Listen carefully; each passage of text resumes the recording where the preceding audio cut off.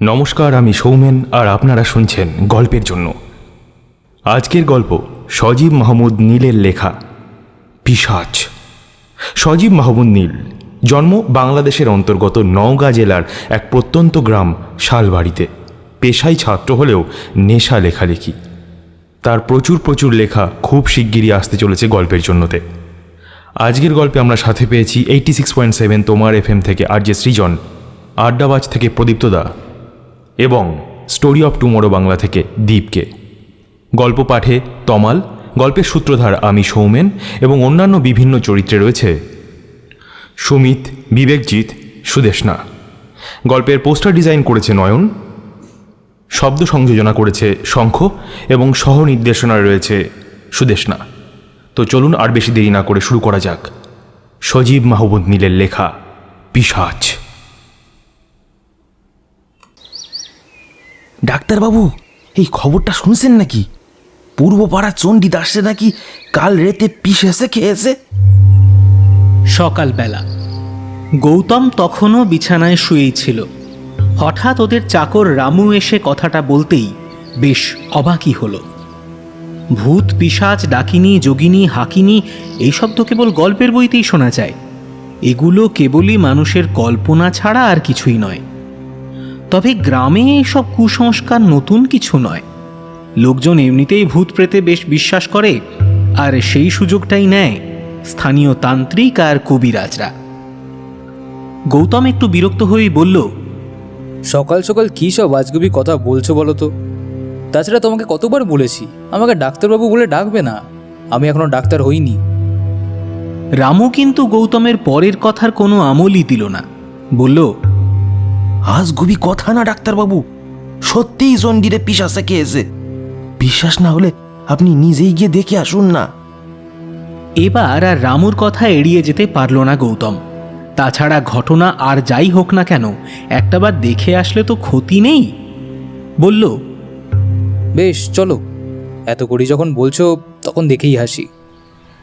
গ্রামের রাস্তা দিয়ে হাঁটছে, যেতেই দেখল একটা দোকানের সামনে কয়েকজন কি যেন বিষয় নিয়ে কথা বলছে। কান একটু খাড়া করতেই শুনতে পেল একজন বলছে, অমানসিক কাজ বটে। সেই কথা শুনে আরেকজন বলল, সে হবে, এটা পিশাচের কাজ, কোনো মানুষের নয়। অমানসিক কাজ তো হবেই। গৌতম আর দাঁড়ালো না, কারণ সে জানে এই সব কথা শুনলে এমনিতেই মনে একটা কুসংস্কার এসে ভর করবে। তাছাড়া গ্রামের মানুষ তিলকে তাল করাই এদের কাজ। কিন্তু মনে একটা কৌতূহল জমা হলো, তিল না হলে তাকে তাল করা তো সম্ভব নয়। চণ্ডীদাসের বাড়ির সামনে যেতেই একটা মানুষের ভিড় চোখে পড়ল। বুঝল ঘটনা সত্যি। পিশাচের কাজ না হলেও বাড়িতে কিছু একটা হয়েছে। ভিড় ঠেলে সামনে যেতেই দেখল উঠোনের ওপর কাপড় দিয়ে ঢাকা একটা মৃতদেহ। রামুকে বলতেই সে নিজেই গিয়ে কাপড়টা সরিয়ে দিল। আর সরিয়ে দিতেই বুকটা ধক করে ওঠে গৌতমের। সে মেডিকেলের ছাত্র, তাই মৃতদেহ ওর কাছে নতুন নয়। কিন্তু এই মৃতদেহ দেখে শরীরের সব লোমগুলো দাঁড়িয়ে গেল। মেরুদণ্ড দিয়ে একটা ঠান্ডা স্রোত বয়ে গেল। দেখল এটা চণ্ডীর মৃতদেহই বটে, কিন্তু এ কি হাল হয়েছে লাশের? দেখে মনে হচ্ছে লাশের নিচের দিকটা কেউ খেয়ে ফেলেছে। গৌতম আর বেশিক্ষণ থাকতে পারল না। রামুকে হাতের ইশারা করে ভিড় ঠেলে এগিয়ে এলো। বাড়ি ফিরে এসেই বিছানায় শুয়ে পড়ে গৌতম। হাত পা এখনো কাঁপছে। না, কোনো পিশাচের কাজ ভেবে এমনটা হচ্ছে না। সে জানে চণ্ডীর রাতে বের হওয়ার অভ্যেস ছিল। গৌতম নিজেও বেশ কয়েকবার চণ্ডীকে দেখেছে রাতের বেলা গ্রামে ঘুরে বেড়াতে। হতে পারে কাল রাতেও বের হয়েছিল। এই গ্রামের 3 দিকেই গভীর জঙ্গল। হতে পারে কাল রাতেও জঙ্গলের কোনো হিংস্র পশু ওকে আক্রমণ করেছে। ফলাফল মৃত্যু। কিন্তু সেটা হলেও তো এই ঘটনাটা গায়ে কাঁটা দেওয়ার মতোই। গৌতম যেমনটা ভেবেছিল তেমনটাই ঘটল। সন্ধে হতে না হতেই লোকজন নিজ নিজ ঘরে ঢুকে পড়ল। এমনিতেই সন্ধ্যের পর বাইরের লোকজন খুব একটা দেখা যায় না, কিন্তু এই ঘটনার পর সন্ধে হলেই গ্রাম একেবারে নিশুতি হয়ে যায়। গ্রামের লোকজন এমনিতে ভীতু নয়, ওরা একাই 2-4 জন লোকের সঙ্গে মোকাবিলা করতে সক্ষম, কিন্তু ওরা তো ধরেই নিয়েছে এটা কোনো পিশাচের কাজ। কারণ মানুষের পক্ষে এমন কাজ করা সম্ভব নয়, আর অদৃশ্য শক্তির সঙ্গে লড়াই করবে এমন সাহস কার? তাই সন্ধে হওয়ার আগেই সবাই নিজ নিজ ঘরে গিয়ে আশ্রয় নিয়েছে। পরদিন সকালে ঘুম তখনও ভাঙেনি, তার আগেই রামু ঘরে এসে হাজির। গৌতমকে ঘুম থেকে উঠিয়ে চোখ কপালে তুলে হাঁপাতে হাঁপাতে বলল, ডাক্তারবাবু, আমাদের গোয়ালের গরুটারে পিশাচে খেয়েছে। কথাটা শুনে লাফ দিয়ে বিছানা থেকে নামে সে বলে, সে কি? কখন? জানি না ডাক্তারবাবু, সকালে উঠে দেখি গরুটা মরে পড়ে আছে আর পিশাচে অর্ধেকটা খেয়ে ফেলেছে। কথাটা শুনেই দৌড়ে গেল বাইরে, গিয়ে দেখল বাবা দাঁড়িয়ে আছে গোয়ালের সামনে। ওকে দেখেই বলল, বাঘ ভাল্লুকের কাজ হবে হয়তো জঙ্গলে আবার কোনো বাঘটাক এসেছে। কিন্তু আশ্চর্যের বিষয় এটাই যে গরুটা কোনো ডাকাডাকি করলো না। বাবার কথা শুনে সে নিজেও গোয়ালের দিকে এগিয়ে গেল। সত্যি আশ্চর্যের বিষয়ই বটে, গরুটার গলার কাছটায় কোনো দাগ নেই, কেবল পেছনের দিকটা অদৃশ্য হয়েছে। বাঘ ভাল্লুকের কাজ হলে জন্তুটা দেখে গরুটা নিশ্চয়ই ডাকাডাকি করত, কিন্তু কই, এমন আওয়াজ তো ওর কানে আসেনি। অনেক রাত পর্যন্ত জেগেছিল সে, কোনো আওয়াজ তো কানে আসেইনি, বরং আধ খাওয়া গরুটাকে দেখে মনে হলো যেন সে নিজের ইচ্ছেতেই নিজের পিছনের অংশটা কাউকে খেতে দিয়েছে। বাঘ ভাল্লুক নয় বাবু, বাঘ ভাল্লুক নয়, এ পিশাচের কাজ। আমি শুনছি পিশাচরা যাকে খেতে আসে তারা বোবা হয়ে যায়, চিৎকার চেঁচামেচি করতে পারে না। রামুর এই কথার কিন্তু গুরুত্ব বাড়ির কেউই দিল না বটে, কিন্তু ঘটনাটা জানাজানি হতে খুব বেশি সময় লাগল না। আসলে সময় লাগবার কথাও নয়, কারণ এই সব কথা বাতাসের আগে ছড়িয়ে পড়ে। এই ক্ষেত্রেও ঠিক তেমনটাই হলো। দলে দলে লোক আসতে লাগলো বাড়িতে। দেখতে দেখতে একটা হইচই পড়ে গেল 2-4 গ্রামে। সবারই একটাই ধারণা, গ্রামে পিশাচের আবির্ভাব হয়েছে। ফলাফল যা দাঁড়ানোর তাই দাঁড়ালো। পরের দিনই তান্ত্রিক গোছের একজনকে নিয়ে আসা হলো। তিনি এসেই যা বললেন তাতে লোকের মনে সাহস জোগাড় হওয়া তো দূরের কথা, বরং ভয়টা আরও বাড়ল 100 গুণে। তান্ত্রিক এসেই বললেন, এই গ্রামে কাল এসেছে, কাল পিশাচ। কথাটা বলেই কি যে করল ঠিক বোঝা গেল না, তবে আশার একটা আলো দেখা দিল তান্ত্রিকের শেষ কথায়।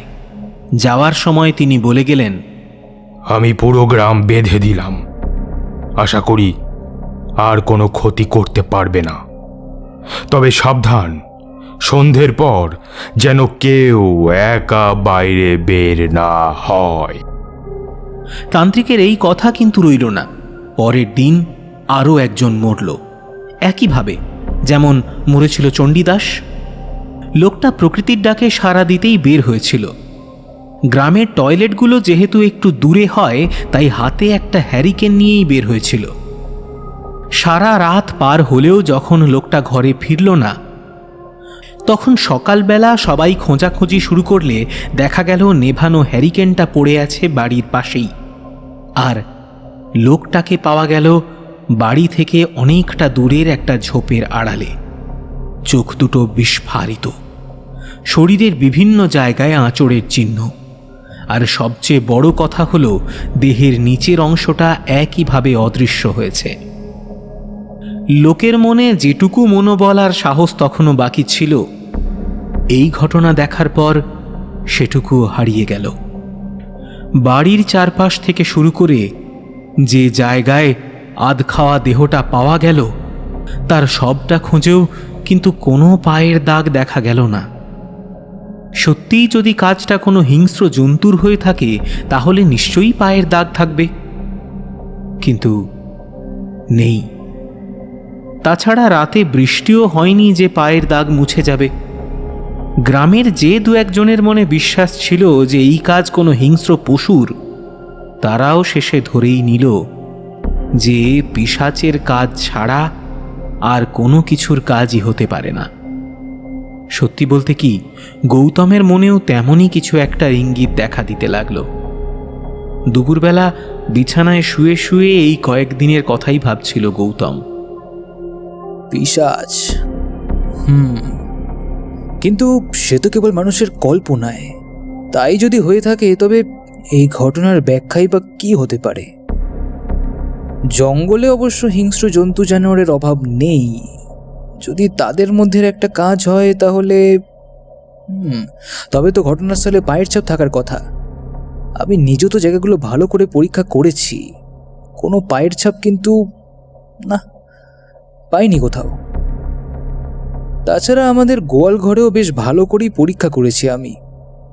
গরুর আর মানুষের পায়ের ছাপ ছাড়া কোনো তৃতীয় জন্তুর পায়ের ছাপ একদমই নেই। তবে কি সবাই যা বলছে তাই সত্যি? এটা কি পিশাচেরই কাজ? কিন্তু বিজ্ঞানে তো এমন কোনো কিছুর অস্তিত্ব পাওয়া যায়নি। ড্র্যাকুলা বলে কিছু একটার অস্তিত্ব আছে বলে ধারণা করা হয় বটে, তবে অনেকের মতে সেটা এক প্রকার বাদুড়, যে কিনা রক্ত পান করে, আর তাকেই ড্র্যাকুলা বলা হয়, মানে ওই ভ্যাম্পায়ার আর কি। কিন্তু তারও তো একটা সঠিক প্রমাণ এখনো পাওয়া যায়নি। হ্যাঁ, এটা হতেই পারে যে ভবিষ্যতে হয়তো বিজ্ঞান এটার প্রমাণ বের করবে, কিন্তু এই 1911 সালে সেটা কি সম্ভব? এইসব নানা কথা ভাবতে ভাবতে কখন যে ঘুমিয়ে পড়েছিল বুঝতেই পারেনি। ঘুম ভাঙল বাবার ডাকে। বাইরে আসতেই দেখল বাড়িতে অনেক লোকের সমাগম। প্রথমে ঠিক বুঝতে না পারলেও পরে কিছুটা আন্দাজ করতে পারল ঘটনাটা। একজন বলল, এভাবে তো আর থাকা যায় না, আপনি একটা পথ বলে দিন। মানুষ তো এখন ঘরের বাইরে যেতেই ভয় পাচ্ছে। আমি আর কি বলবো, পাহারার একটা ব্যবস্থা করলেই হয়। কিন্তু গৌতমের বাবার এই কথার তীব্র প্রতিবাদ করে একজন বলল, গায়ের জোরে মানুষের সাথে পেরে উঠতে পারবো বটে, জঙ্গল থেকে আসা জন্তুর সাথেও না হয় লড়াই করলাম, কিন্তু মোরল সাহেব, অদৃশ্য শক্তির সাথে কেমনে লড়াই করব? লোকটার কথা কিন্তু খুব একটা অযৌক্তিক বলে মনে হলো না। গায়ের জোরে আর যার সাথেই হোক, কিন্তু যে শক্তি অদৃশ্যে থেকে মানুষের অনিষ্ট করে, তার সাথে লড়াই করা যায় কি? গৌতমের বাবা আবার বললেন, তাছাড়া আর কি বা করা যেতে পারে? তোমরা তো তান্ত্রিকও নিয়ে আসলে, কোনো ফল তো হলো না। এই কথার কিন্তু কেউই কোনো উত্তর করল না। কেবল একজন বলল, বলছিলাম কি, এই গ্রাম ছেড়ে চলে গেলে কেমন হয়? কিছুদিন পর না হয় আবার ফিরে আসা যাবে, কি বলেন সবাই? এবার দুইজন বিড়বিড় করতে লাগলো। গৌতম বুঝল যাদের যাওয়ার জায়গা আছে সম্মতি দিল, বাকিদের কপালে চিন্তার ভাঁজ। অনেক আলোচনা সমালোচনা করার পরেও কিন্তু সঠিক সিদ্ধান্তে আসা গেল না। তবে যে কয়েকজনের গ্রাম ছেড়ে চলে যাওয়ার মতো জায়গা ছিল, তারা পরের দিনই চলে গেল, আর যাদের কোনো জায়গাই নেই তারা গ্রামেই থেকে গেল, কিন্তু নিজের বাড়িতে নয়। এক ঘরে বেশ কয়েকজন করে। যেন আর যাই হোক, সাহসটা বাড়ে অন্তত। এই ব্যস্ততার পর কয়েকদিন কিন্তু গ্রামে তেমন কিছুই ঘটল না। তবে আরও বেশ কিছুদিন কেটে গেলেও যখন আর কিছু ঘটল না, তখন গ্রামের সবাই যেন একটু হাঁফ ছেড়ে বাঁচল। সবাই ধরে নিয়েছিল সে পিশাচ হোক বা অন্য কোনো অদৃশ্য শত্রু, সে চলে গিয়েছে গ্রাম থেকে। দু একদিনের মধ্যে খবরটা যারা গ্রাম থেকে চলে গিয়েছিল তাদের কানে পৌঁছতেই তারা দু একজন করে সবাই ফিরে আসতে লাগলো একে একে। কিন্তু সুখের দিন বেশি দিন রইল না। হঠাৎই একদিন শোনা গেল উত্তর পাড়ার দুই ভাইকে নাকি একসঙ্গেই খেয়েছে সেই ভয়ঙ্কর পিশাচ। রাতে নয়, দিনের বেলাতেই খেয়েছে। শোনা গেল দুই ভাই মিলে নদীতে মাছ ধরতে গিয়েছিল সকালবেলা। সঙ্গে আর কেউই ছিল না। দুপুর গড়িয়ে গেলেও দুই ভাইয়ের একজনও যখন বাড়িতে ফিরে এলো না, তখন বড় ভাইয়ের ছোট ছেলেটা গিয়ে দেখে ঘটনাটা। খবর পেয়ে সবাই লাঠি নিয়ে এগিয়ে গিয়ে দেখে, আগের বার তো তবুও মৃতদেহ চেনা যাচ্ছিল, এবার সেটাও সম্ভব নয়। তবে বাড়ির লোকেরা কাঁধের গামছা দেখে বলেছে ওটা ওদেরই। নদীর ধারেই জঙ্গল, তাই সবাই লাঠি নিয়ে পুরো জঙ্গল তন্ন তন্ন করে খুঁজলেও বাঘ তো দূরের কথা, একটা শেয়ালেরও দেখা পাওয়া গেল না। সবার মনে একটাই প্রশ্ন, তবে কি এতদিন পর সেই পিশাচ আবার ফিরে এসেছে? সবার কপালেই দুশ্চিন্তার ছাপ। পিশাচ ফিরে এসেছে, এটা তো একই সঙ্গে ভয় আর আতঙ্ক তৈরি করার মতোই ঘটনা। সবার মনে যেটুকু সাহসের আভাস দেখা দিয়েছিল, আবার সেটা মিলিয়ে গেল। তবুও আগে অন্তত রাতের বেলায় এমনটা ঘটত, কিন্তু এখন তো দিনে দুপুরে মানুষ মারা পড়ছে। ঘটনাটা কিন্তু কেবল গৌতমদের গ্রামেই সীমাবদ্ধ ছিল না, বরং 2-4 গ্রাম পেরিয়েও গেল। অদৃশ্য শত্রু কখন কোন গ্রামে আক্রমণ করবে সে তো আর বলা যায় না। তাই সতর্কতা শিথিল করলে চলবে না। কিন্তু সতর্ক যে হবে, কার থেকে হবে?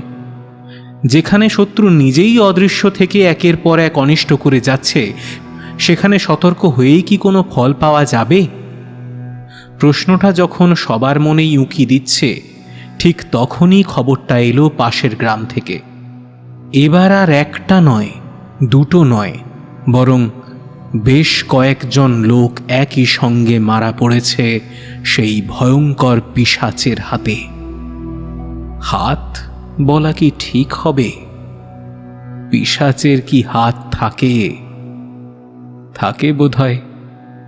যদি নাই বা থাকবে, তাহলে শিকার ধরে কিভাবে? নাকি এই অপদেবতা দেখতে অনেকটা বনের হিংস্র জন্তুদের মতোই 4 পায়ে হাঁটে? মোট কথা হলো, পিশাচ আসলে কি সেটা দেখতেই বা কেমনই বা তার আচরণ, এ সম্পর্কে কারোর কোনো ধারণা নেই। সবাই কেবল নিজেদের মতো করে একটা অতিকায় ভয়ঙ্কর মূর্তি কল্পনা করতেই ব্যস্ত। পাশের গ্রাম থেকে যে বিস্তারিত ঘটনা শোনা গেল, তা ঠিক এরকম। যদিও সে গ্রামে তখনও কোনো প্রকার সমস্যা দেখা দেয়নি, তবুও তারা আগে থেকেই বেশ সতর্কতা অবলম্বন করেছিল। ঠিক করা হয়েছিল গ্রামের চতুর্দিকে পাহারার ব্যবস্থা করা হবে। একজন নয়, বরং দল বেঁধে। আর সবার হাতেই থাকবে আগুনের মশাল। যেমন ভাবা তেমন কাজ। কিন্তু কে জানতো যে এই অতি সতর্কতাই ওদের জন্য কাল হয়ে দাঁড়াবে? মাঝরাত। যারা সেই রাতে পাহারায় ছিল, তারা অতি সাবধানে নিজেদের কাজ করছিল। সবাই চোখ কান খোলা রেখেছে।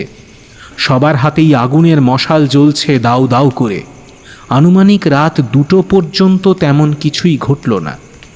সবাই ভাবল পিশাচ হয়তো আগুনের ভয়ে এই দিকে আসার সাহস করেনি, কারণ লোকমুখে শোনা যায় যে অপদেবতারা আগুনের ধারে কাছে আসে না।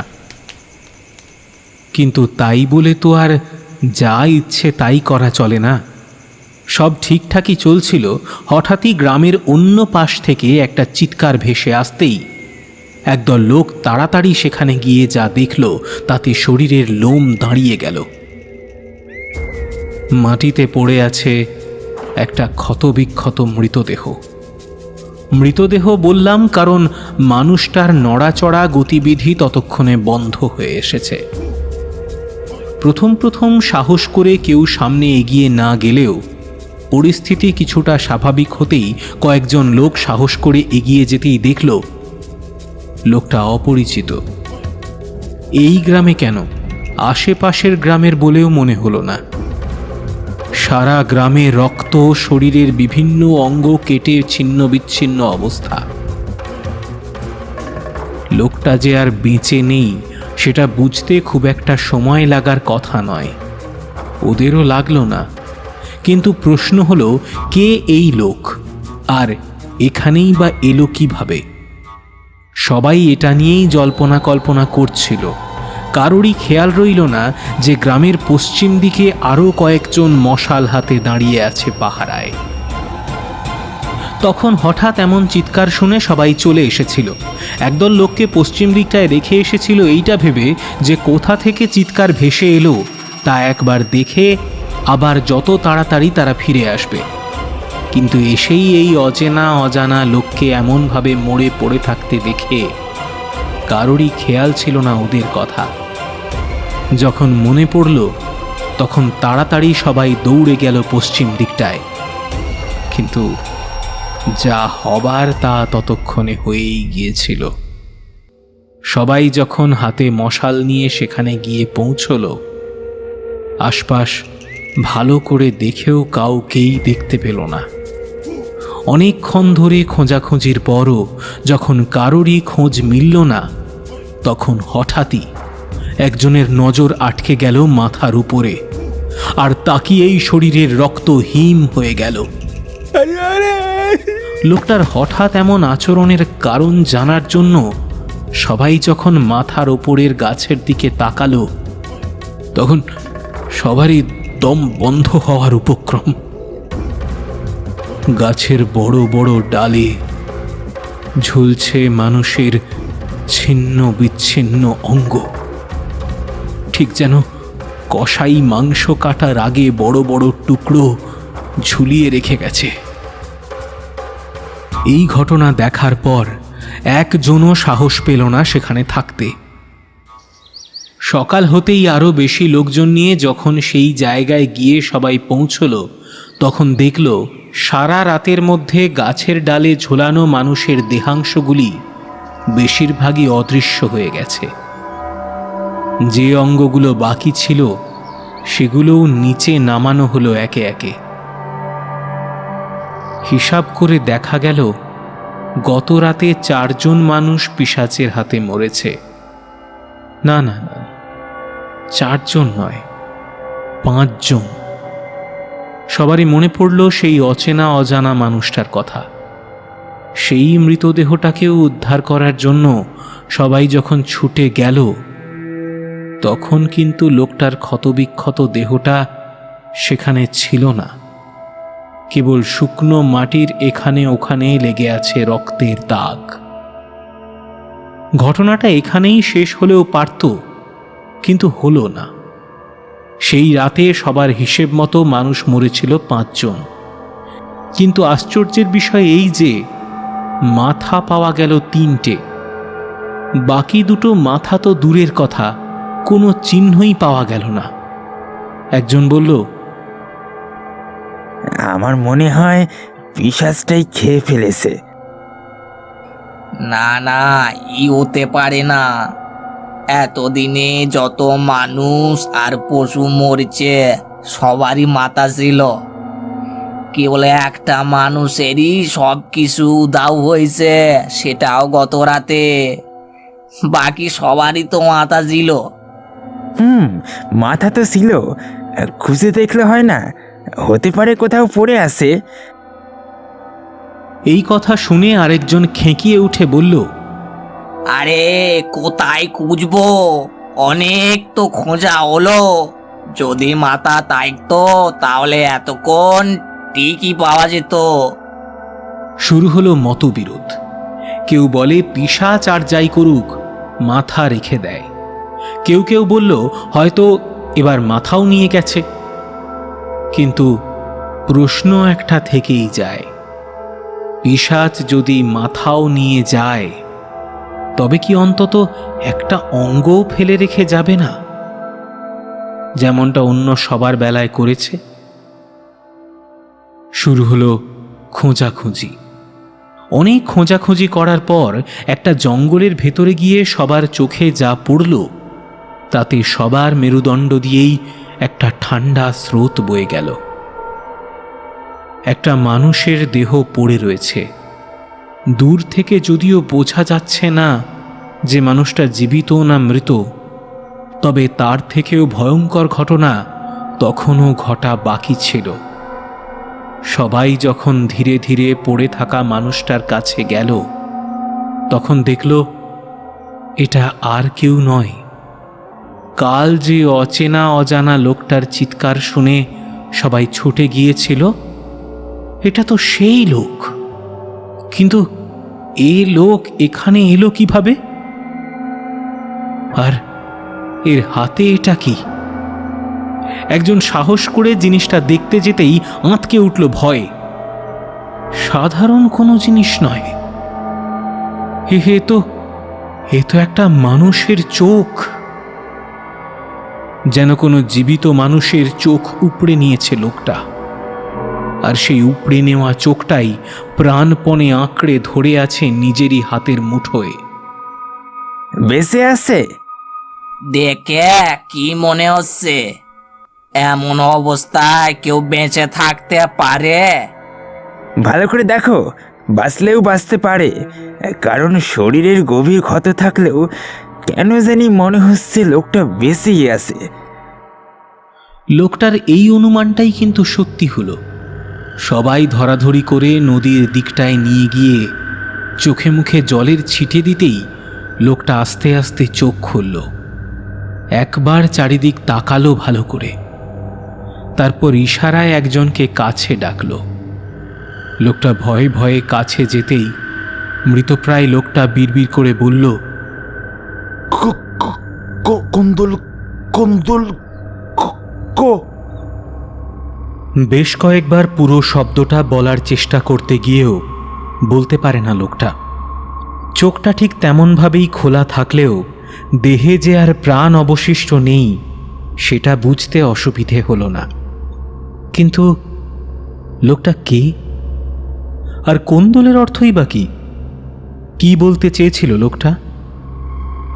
তবে কি সে জানতো সবটা? সবার মনেই একই প্রশ্ন ঘুরপাক খেতে লাগলো, কিন্তু কেউই কোনো উত্তর খুঁজে পেল না। একজন বলল, আমার তো মনে হয় আমরা গত রাতেই লোকটাকে দেখে ভুল ভেবেছিলাম। আরেকজন বলল, ভেবেছিলাম মরে গেছে, তাছাড়া দেহটা দেখছো? এমন অবস্থায় কেউ বেঁচে থাকতে পারে? আরেকজন আফসোসের স্বরেই বলল, লোকটা অনেক কিছুই জানতো বোধহয়, বলতেও চেয়েছিল, কিন্তু বলার হয়ে উঠল না। ইস, কাল যদি একবার বুঝতে পারতাম। আমার মনে হয় লোকটা তখনও বেঁচেই ছিল, কিন্তু অজ্ঞান ছিল। আমরা ভেবেছি মরে গেছে। তাছাড়া অমন অবস্থায় যে কেউ এমনটা মনে করতো। যদি কাল বুঝতে পারতাম তাহলে অনেক কথাই হয়তো জানা হয়ে যেত লোকটার কাছ থেকে। তার আগেই তো। কথাটা পুরো শেষ করতে পারে না লোকটা, তার আগেই একজন বলে উঠল, আচ্ছা, লোকটার হাতে ওই চোখটা কার? পিশাচের কি? এতক্ষণ ধরে অন্য সব কথা চিন্তা করতে করতে লোকটার হাতে মুঠো বন্ধ করা চোখটার কথা কারোরই মনে ছিল না। এবার আর একজন বলল, পিশাচের চোখ? সে আবার কেমন কথা? মানুষের কি সাধ্য নাকি পিশাচের চোখ তুলে নিতে পারে? চোখটা নিশ্চয়ই অন্য কারো। কিন্তু সেটা হলেও তো কারো না কারো চোখ এটা। কিন্তু প্রশ্ন হলো কার? এই প্রশ্ন করা বৃথা, কারণ ওদের কেউই এই প্রশ্নের জবাবে কিছু বলতে পারল না। কেবল সবাই একসঙ্গে ফ্যাল করে তাকিয়ে রইল চোখটার দিকে। কারো মুখেই কোনো কথা নেই, কেবল একজনের কণ্ঠেই ফিসফিস করে উচ্চারিত হলো, কুন্দল ক ক। এতক্ষণ পুরো ঘটনাটা চাকর রামুর মুখেই শুনছিল গৌতম। বুকটা ধুক করে উঠল কি একবার। তেমনই তো মনে হলো। এমন ঘটনা শোনার পর অতি সাহসী লোকেরও বুকটা কেঁপে উঠবে। কথা শেষ করে রামু উঠতেই যাবে, কিন্তু ওঠা হলো না। তার আগেই থেমে যায় সে, কারণ উঠতে গিয়েই হঠাৎ একটা জায়গায় ওর চোখটা আটকে গেছে ততক্ষণে। আর সেটা হলো গৌতমের ডান চোখ। চোখটা লাল হয়ে গেছে অনেকটা, মনে হচ্ছে কেউ আঙুল বা অন্য কিছু দিয়ে গুঁতো মেরে। রামু ব্যস্ত ভঙ্গিতে প্রশ্ন করে, এ কি ডাক্তারবাবু, আপনার ডান চোখটা এমন লাল হয়ে গেছে কিভাবে? প্রশ্নটা শুনেই দ্রুত একটা হাত নিজের ডান চোখটায় নিয়ে গেল গৌতম। তারপর আমতা আমতা করে বলল, হ্যাঁ, কই? না না তো। রামু কিন্তু আর কোনো প্রশ্ন করল না, কেবল আরও একবার গৌতমের ডান চোখটার দিকে তাকালো। সে ভুল দেখেনি। বাম চোখটার তুলনায় ডান চোখটা যেন একটু বেশি লাল দেখাচ্ছে। একটু না, বরং অনেকখানি লাল হয়ে উঠেছে। যেখানে বাম চোখটা এখনো কালচে বর্ণই ধারণ করে আছে। মাঝরাত, পুরো গ্রামে যেন নেমে এসেছে শুনশান নীরবতা। কোথাও কোনো শব্দ নেই, এমনকি পাখিরাও যেন ভয়ে আর আতঙ্কে কিচিরমিচির শব্দ করতে ভুলে গেছে। পরিবেশটা যখন এমন, ঠিক তখনই মোড়লের বাড়ির ঘরের একটা দরজা খুট শব্দ করে খুলে গেল। আধ খোলা দরজা দিয়ে বেরিয়ে এলো একটা ছায়া মূর্তি। যদিও এমন সময় বাইরে কারোরই থাকবার কথা নয়, তবুও ছায়ামূর্তিটা একবার সতর্ক দৃষ্টি দিয়ে চারিদিকটা দেখে নিল। তারপর ধীরে ধীরে নেমে এলো বাড়ির আঙিনায়। তারপর আবার একবার ভালো করে চারদিকটা দেখে নিয়ে সোজা বাড়ির বাইরে চলে এলো। ধীরে ধীরে এক প্রকার নিঃশব্দেই হাঁটা চলা শুরু করলো। ছায়ামূর্তিটার গন্তব্য এখনো বোঝা না গেলেও এটা স্পষ্ট যে সে হেঁটে চলেছে গ্রামের উত্তর দিকের রাস্তাটা ধরে। বেশ কিছুক্ষণ হাঁটার পর ছায়ামূর্তিটা একটু থমকে দাঁড়ালো। কেউ পিছু নিয়েছে কি? তেমনটাই তো মনে হলো। মনে হলো কেউ যেন হেঁটে চলেছে তার ঠিক পেছন পেছন। ছায়ামূর্তিটা আর দাঁড়ালো না, বরং দ্রুত পা চালাতে লাগলো। সে দেখতেই পেল না যে তার ঠিক পিছনে আরেকটা ছায়ামূর্তি হেঁটে চলেছে নিঃশব্দে। ছায়ামূর্তিটা হাঁটতে হাঁটতে যে জায়গাটায় গিয়ে পৌঁছলো, সেখানে তার সামনেই ছোটখাটো পাহাড়ের টিলার মতো কিছু একটা দেখা যাচ্ছে আবছা অন্ধকারে। ছায়ামূর্তিটা আরও একবার ভালো করে চারপাশটা দেখে নিয়ে এগিয়ে চলল সেদিকে। না, পাহাড়ের টিলা নয়, একটা মন্দির। যদিও এখন এটাকে মন্দির বলা চলে না, কারণ ভেতরে প্রবেশের এখন বড়ই শোচনীয় অবস্থা। অনেক দিন পরিচর্যার অভাবে আগাছা জন্মেছে, প্রতিমার নামমাত্র নেই। কেবল যে জায়গাটায় একটা সময় প্রতিমা রাখা থাকত সেখানে ছোট্ট একটা প্রদীপ জ্বলছে। সেই আলোতেই চারপাশটা কিঞ্চিত আলোকিত হলেও সেটা খুব একটা কাজের নয়।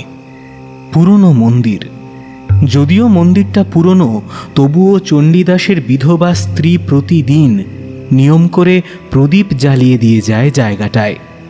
সেটাই জ্বলছিল এতক্ষণ। জ্বলছিল বললাম কারণ সেটা একটু আগেই বেশ কয়েকবার দপদপ করে জ্বলে উঠেই নিভে গেল। আর নিভে যেতেই পুরনো মন্দির জুড়ে নেমে এলো কালো জমাট বাঁধা অন্ধকার।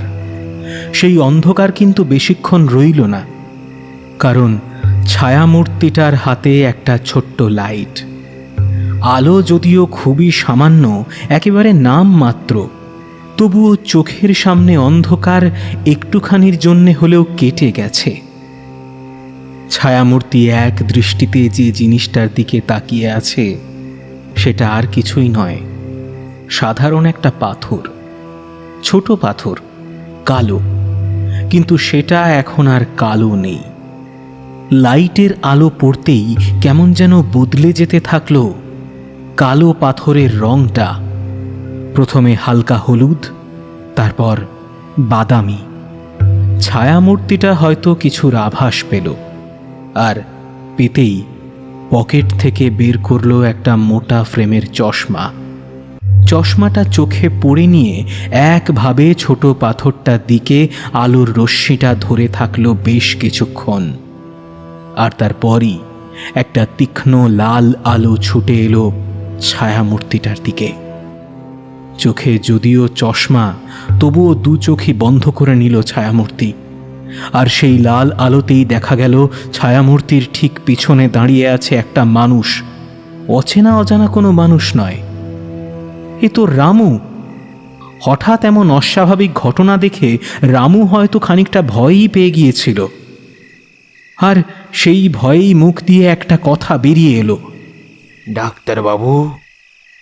এমন অপ্রত্যাশিত জায়গায় চেনা কণ্ঠ হয়তো আশা করেননি সামনে দাঁড়িয়ে থাকা ছায়ামূর্তিটা।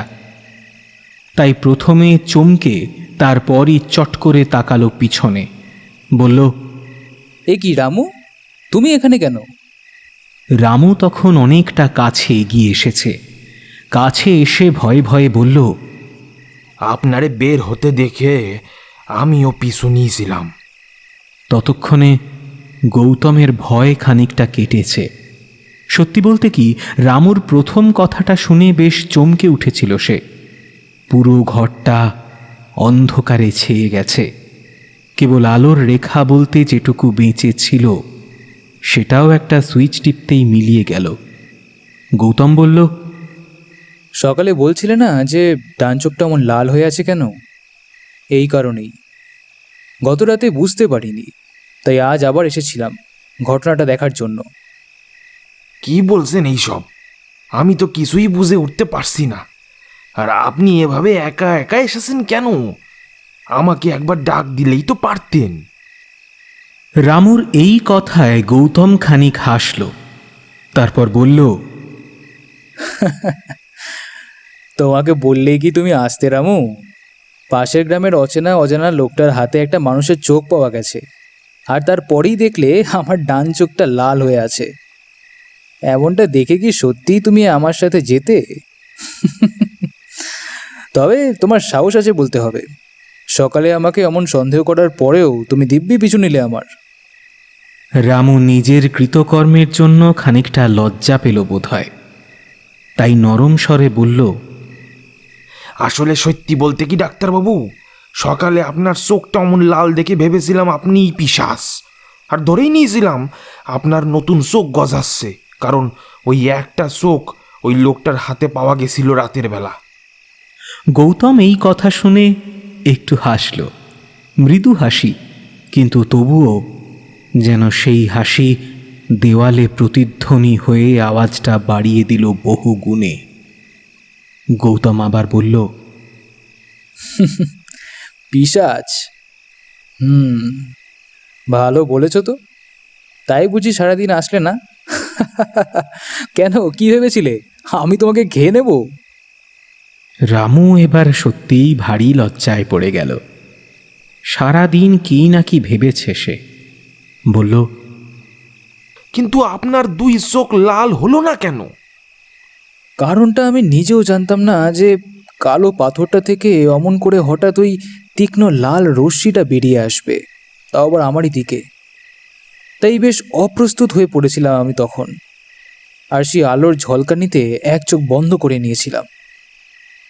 কিন্তু বুঝতেই পারিনি যে এক চোখে আলোটা পড়ার ফলে সেটা সকাল হতে হতে অমন রক্তবর্ণ হয়ে উঠবে। তাই তো আজকে চশমাটা নিয়ে এসেছি। শোনো, এখানে বেশিক্ষণ থাকা ঠিক হবে না, অনেকগুলো প্রশ্নের উত্তর খুঁজতে হবে আমাকে। চলো। গৌতম কথাটা বলে আর দাঁড়ায় না, বেরিয়ে আসে মন্দির থেকে। আর তারপর বাইরে এসে চারিদিকটা আরেকবার ভালো করে দেখে নিল নিজের ছোট্ট লাইটটা দিয়ে। না, কেউ নেই আশেপাশে। হাঁটা শুরু করে বাড়ির দিকে। রামুও চলে ঠিক তার পেছন পেছন, নিঃশব্দে, যেমনভাবে সে পিছু পিছু এসেছিল বাড়ি থেকে এই মন্দির পর্যন্ত। দুটো ছায়ামূর্তি হেঁটে চলেছে এক মনে, মুখে কোনো কথা না বললেও দুজনের মনই অশান্ত।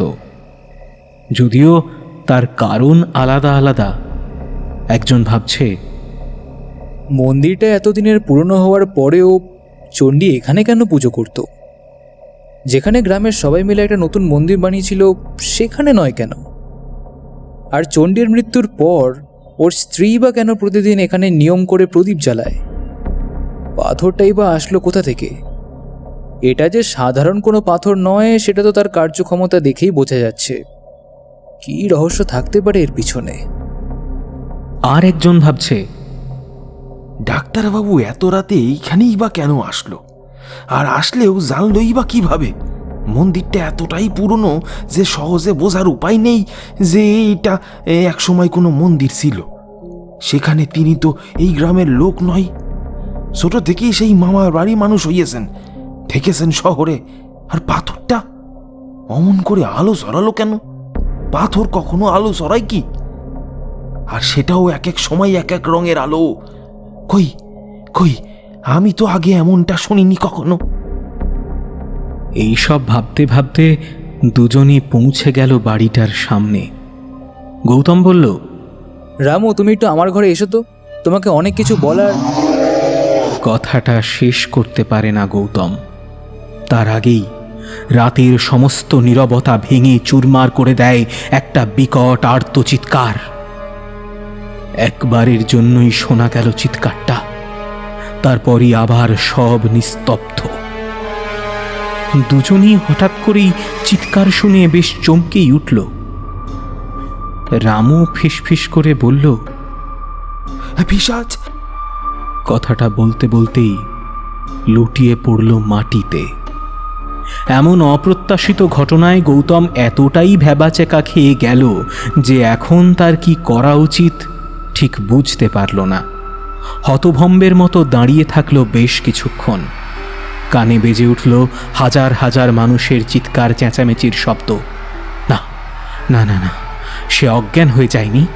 আর এই একসাথে এত মানুষের চিৎকার চেঁচামেচিও সে ঘোরের মধ্যে শুনছে না।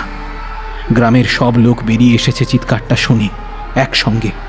দেখতে দেখতে চারদিকটা লাল আলোয় ভরে উঠল, মশালের আলো। গৌতম দেখল একসাথে অনেক লোক হাতে মশাল নিয়ে ছুটে চলেছে। তারপর আর কিছু মনে নেই ওর। চারিদিকটা কেমন যেন অন্ধকার থেকে কঠিনতর অন্ধকার হয়ে উঠল। একবারের জন্য মনে হলো পায়ের নিচের মাটিটা যেন কেঁপে উঠল, দুলে উঠল চারপাশটা।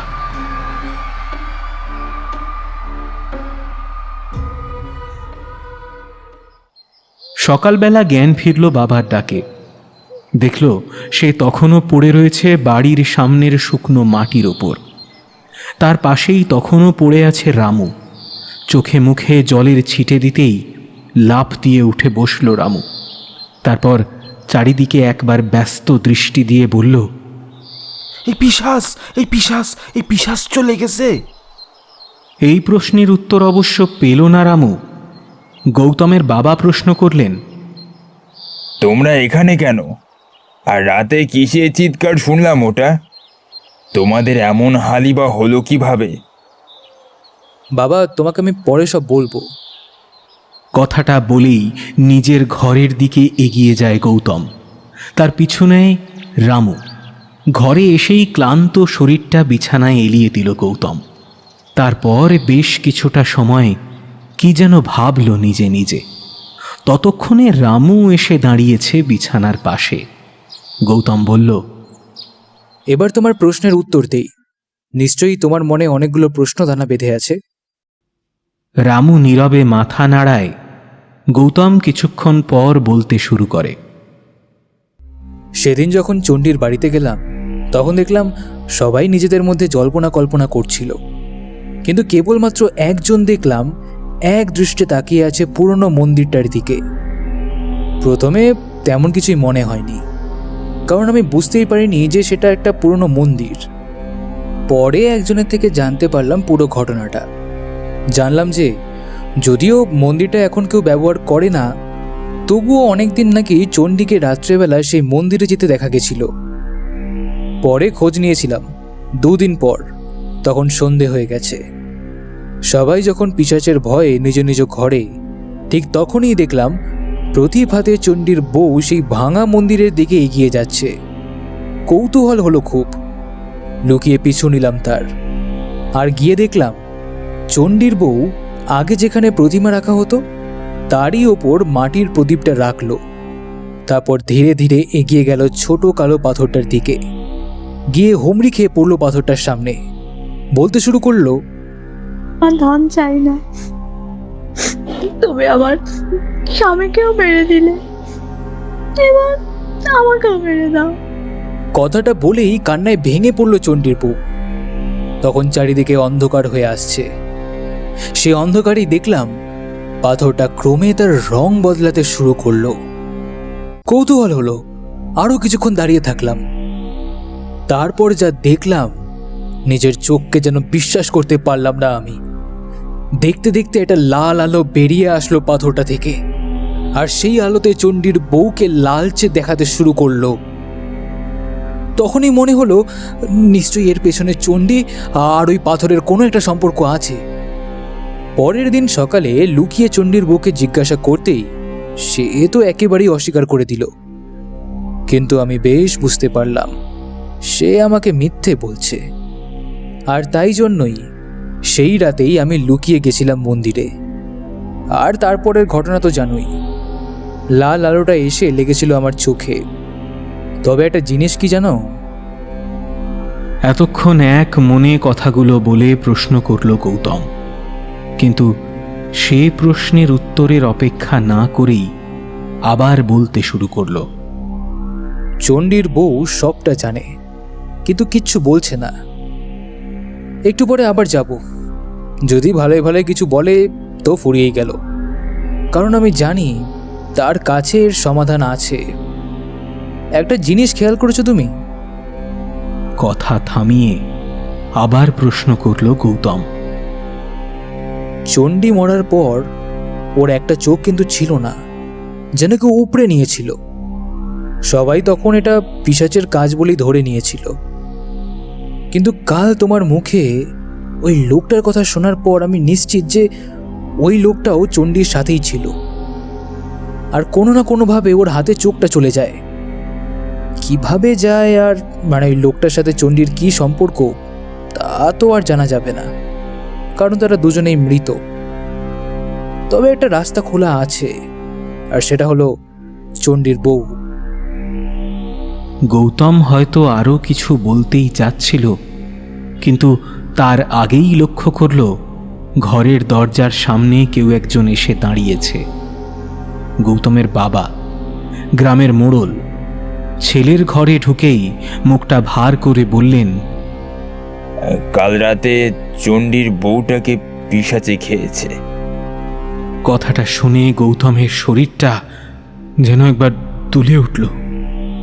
না না, শুধু শরীরই নয়, মনে হলো পুরো ঘরটাই কেঁপে উঠল একবার। কি, চণ্ডীর বউকে পিশাচ খেয়েছে? তবে কি শেষ রাস্তাটাও বন্ধ হয়ে গেল? অনেকটা চেষ্টার পর একে একে যখন সবগুলো সূত্র মেলানো গেল, তখন হঠাৎ করেই যেন সব রাস্তা বন্ধ হয়ে গেল। গৌতম বলল, রামু, যাবে নাকি একবার? রামু কিছু বলার আগেই গৌতমের বাবা একটু বারণের স্বরেই বললেন, তোমাদের আবার গিয়ে কাজ কি? অনেক কাজ আছে বাবা। কথাটা বলেই বিছানা ছেড়ে উঠে বসে গৌতম। তারপর ধীরে ধীরে এগিয়ে যায় দরজার দিকে। চৌকাঠ পার হতে গিয়েও একবার থেমে যায় সে। পেছন ফিরে বলে, রামু, বাবাকে একটু দেখে রেখো। তোমার আর গিয়ে কাজ নেই, আমি একাই যাচ্ছি। গৌতমের বাবা হয়তো ছেলের এমন কথার প্রতিবাদ করতেন, কিন্তু তার আগেই দ্রুত পায়ে প্রথমে বাড়ির উঠোনে, তারপর লম্বা লম্বা পায়ে এগিয়ে যায় বাড়ির বাইরের রাস্তায়। একা একা আপন মনে হেঁটে চলে গৌতম। মাথাটা যেন ব্যথায় টনটন করে ওঠে। ডান হাতের দুটো আঙুল দিয়ে কপালে একটা চাপ দেয়। হঠাৎ এমন মাথা ব্যথার কারণটা ঠিক বুঝে উঠতে পারে না ও। শরীরটাও কেমন যেন অবশ হয়ে আসছে ধীরে ধীরে। রাস্তাটাও কি খানিক ঝাপসা হয়ে আসছে।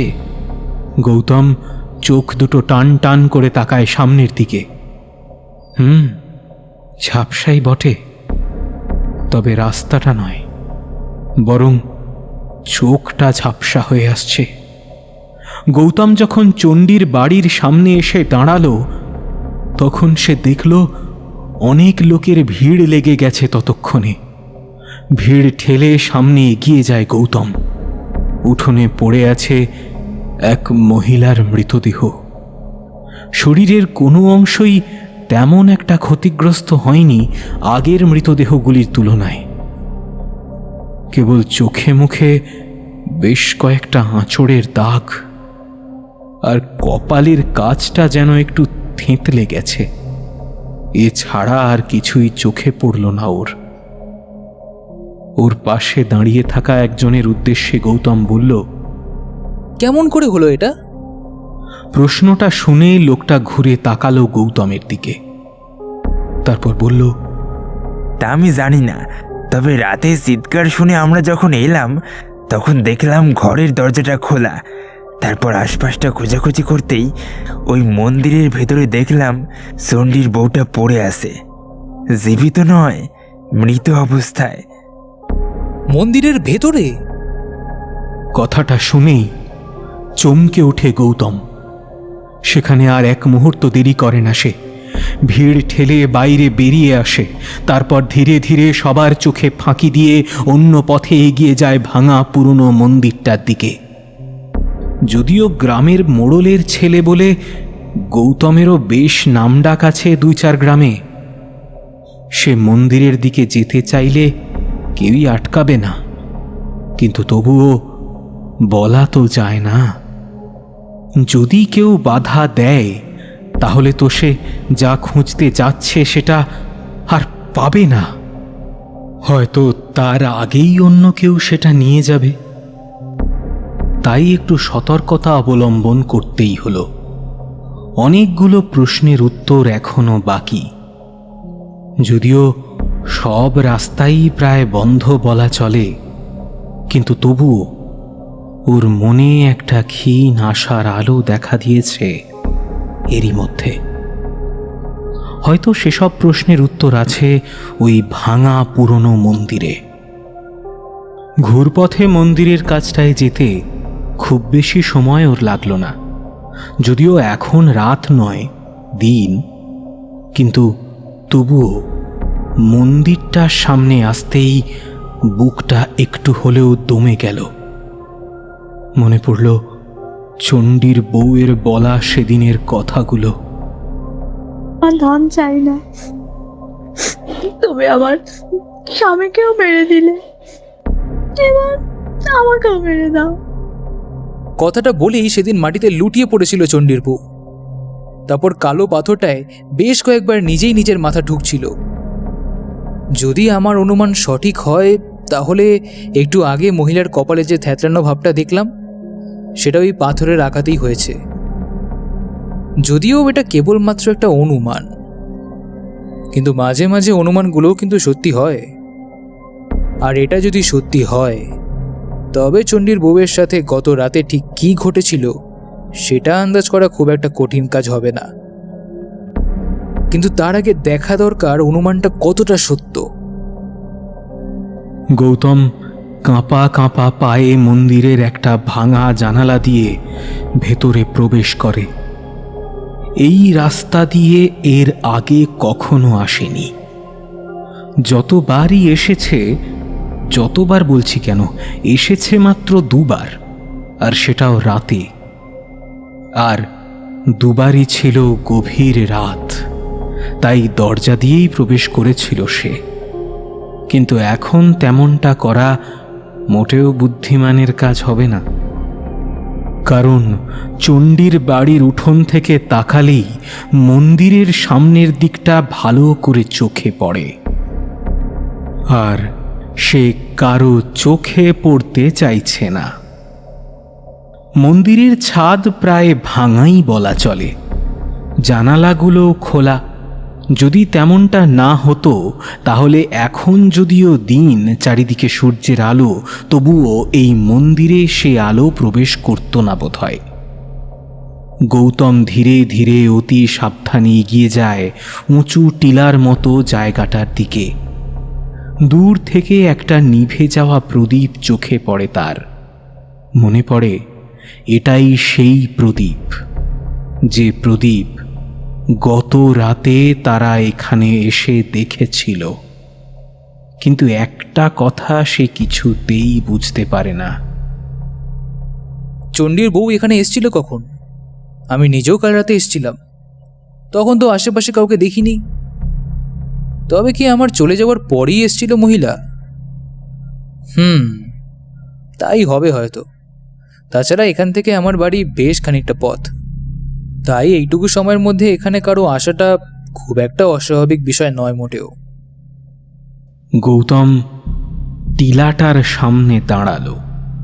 দেখল টিলা থেকে একটু দূরে পড়ে রয়েছে সেই ছোট্ট কালো পাথরটা। সে একবার চারিদিকে ভালো করে দেখে নিল। যদিও এই সময় কেউই এখানে আসবে না, তবুও একটু ভালো করে চারিদিকটা লক্ষ্য রাখা দরকার, কারণ এবার সে যে কাজটা করতে যাচ্ছে সেটা লোক জানাজানি হলেই সর্বনাশ। কথাটা কানে কানে পৌঁছে যাবে সবার কাছে, আর সেটা হলেই মহা বিপদ। সে বিপদ কেবল গৌতমের একার নয়, বরং সবার। গৌতম ধীরে ধীরে এগিয়ে যায় সামনে পড়ে থাকা কালো ছোট পাথরটার দিকে। খুব বড় নয় পাথরটা, একজন মানুষ সেটাকে খুব সহজেই বইতে পারে। গৌতম পাথরটার কাছে গিয়েই একটু থমকে দাঁড়ালো। হয়তো নিজের সঙ্গেই একবার বোঝাপড়া করে নিচ্ছে সে যে কাজটা করতে যাচ্ছে সেটা আসলেই ঠিক হচ্ছে কি না। কারণ এটা কোনো সাধারণ পাথর তো নয়। গৌতম নিজের সঙ্গেই কিছুক্ষণ বোঝাপড়া করে নিল। বেশি সময় নেই হাতে, যত তাড়াতাড়ি সম্ভব কাজটা করে ফেলতে হবে। একবার ঝুঁকে পড়ে পাথরটার দিকে, চোখটা চকচক করে ওঠে ওর। না না না, আর সময় নষ্ট করা চলবে না। দ্রুত পাথরটা তুলে নেয় দুই হাতে। তারপর বিদ্যুৎ গতিতে আবারও এগিয়ে যায় সেই ভাঙা জানালার দিকে। তারপর এক লাফে জানালাটা পার হয়েই সোজা হাঁটা শুরু করে বাড়ির দিকে, যদিও পা তার কাঁপছে। কিন্তু তবুও একটা বারের জন্যও দাঁড়ালো না গৌতম, হেঁটে চলল। এটাকে হাঁটা বললাম বটে, কিন্তু যদি এই সময় কেউ ওকে দেখতে পেত তাহলে তাকে নির্ঘাত প্রশ্ন করে বসত, এত তাড়াহুড়ো করে হেঁটে কোথায় যাচ্ছ গৌতম? কিন্তু দিনটা ভালো ছিল, কারোর সঙ্গেই দেখা হলো না পথে। দেখা হলে ভারী মুশকিল হতো, প্রশ্ন করত পাথরটা কোথায় পেলে, এটা দিয়ে কি করবে, হ্যান ত্যান 7-17। হয়তো সে কথায় কথায় কারো কাছে গল্প করতেও দ্বিধা করত না। তার চেয়ে এই ভালো হলো। গৌতমের কিন্তু বাড়ি ফিরতে বেশি সময় লাগলো না। লাগার কথাও তো নয়, সে তো হেঁটে আসেনি, সে তো দৌড়ে এসেছে। বাড়ি এসেই নিজের ঘরে ঢুকে দরজাটা সশব্দে বন্ধ করে দিল গৌতম। তারপর বিছানায় গিয়ে বসল। বেশ হাঁপিয়েই উঠেছে সে। এতটা পথ এত তাড়াতাড়ি আসা তো আর কম কথা নয়। তার উপর হাতে এমন একটা পাথর নিয়ে আসা, বেশ ধকলই পোহাতে হয়েছে তাকে। তাই একটু বিশ্রাম করার জন্য পাথরটা চৌকির পাশে টেবিলের উপর রেখে হাঁপাতে লাগলো সে। বুকটা ধুকধুক করছে, একটু ভয়ও কাজ করছে মনের ভেতর। ভয় হওয়াটাই কি উচিত নয়? এমন একটা পাথর নিজের ঘরে আনাটা কেবল সাহসিকতার কাজই নয়, বরং দুঃসাহসিকতার পরিচয়ও বটে। তাই একটুখানি ভয় করাটাই তো স্বাভাবিক, বরং ভয় না করলেই সেটা অস্বাভাবিক হতো। বেশ কিছুক্ষণ পর গৌতম ঝুঁকে পড়ল পাথরটার দিকে। কালো পাথরটার গায়ে লেগে থাকা বিন্দু বিন্দু রক্তের ফোঁটাগুলো সে আগেই দেখেছে, আর সেটা দেখেই তো চোখটা চকচক করে উঠেছে ওর। কিন্তু এবার যে জিনিসটা ওর চোখে পড়ল তাতে কেবল আশ্চর্যই হলো না, বরং তার থেকেও বেশি অবাক হলো গৌতম। পাথরটার গায়ে খোদাই করে কিছু একটা লেখার মতো দেখা যাচ্ছে কি? গৌতম আরো ভালো করে লক্ষ্য করল পাথরটার দিকে। হ্যাঁ, লেখাই তো বটে, ছোট ছোট অক্ষরে খোদাই করে লেখা, কোন্দল ক ক। যদিও লেখাটা প্রায় মুছে গেছে, তবুও পড়তে খুব একটা অসুবিধে হলো না ওর। আর পড়তেই চকিতে বিদ্যুৎ খেলে গেল গৌতমের শিরায় উপশিরায়। কুন্দল ক ক। রামু, সেদিন সকালে কি যেন একটা বলছিলে না, এমন একটা কথা? হ্যাঁ, মনে পড়েছে। মনে পড়ে যায় গৌতমের। মৃত সেই চেনা ব্যক্তিটাও ঠিক একই কথা বলেছিল মৃত্যুর আগে, কন্দল। আর তার হাতের মুঠোতেই ছিল একটা চোখ। যদি ভুল না হয় তাহলে সেটা চণ্ডীর চোখই হবে। কুন্দল ক ক, কুন্দল ক ক। চণ্ডী বিড়বিড় করে বেশ কয়েকবার। সে এটা আপন মনেই বলছিল, কিন্তু তারপরেই যে অপ্রত্যাশিত ঘটনা ঘটল তার জন্য মোটেও প্রস্তুত ছিল না গৌতম। নিমেষেই চারদিক ছেয়ে গেল অন্ধকারে। ঘরটা যেন কয়েকবার দুলে দুলে উঠল, আর তার সঙ্গে সঙ্গেই একটা গোঙানির আওয়াজ। তারপর যে দৃশ্য তার চোখে পড়ল, এরপর আর নিজেকে ধরে রাখতে পারল না গৌতম। লুটিয়ে পড়ল বিছানাতেই। গোঙানির শব্দটা কমে আসতে থাকে ধীরে ধীরে, আর শব্দটা কমে আসতেই ধীরে ধীরে ঘর থেকে অন্ধকারটাও যেন মিলিয়ে গেল।